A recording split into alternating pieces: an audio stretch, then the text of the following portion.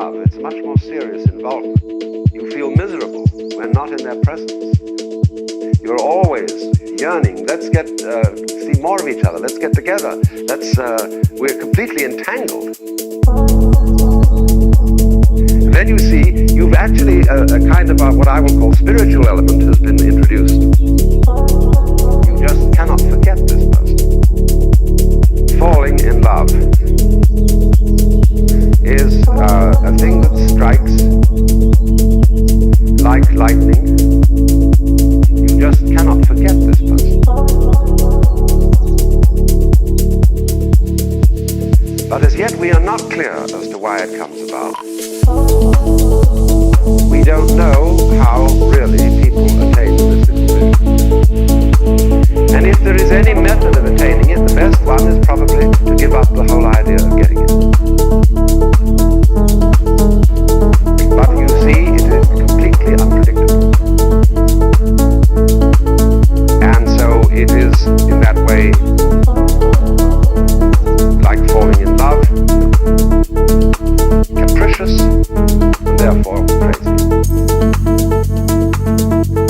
But if you should be so fortunate as to encounter either of these experiences, it seems to me to be a total denial of life to refuse it. Well, now really, when we go back then to falling in love and say it's crazy, falling, we don't say rising into love. There is in it the idea of the fall. It goes back, as a matter of fact, to extremely fundamental things. There is always a curious tie at some point between the fall and the creation. Taking this ghastly risk is the condition of there being life.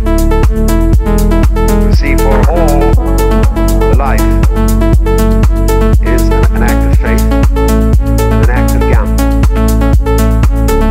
The moment you take a step, you do so on an act of faith because you don't really know that the floor is not going to give under your feet. The moment you take a journey, what an act of faith. The moment you enter into any kind of human undertaking and relationship, what an act of faith. You've given yourself up. But this is the most powerful thing that can be done. Surrender. See, and love is an act of surrender to another person. Total. I give myself to you. Take me. Do anything you like with me. Surrender.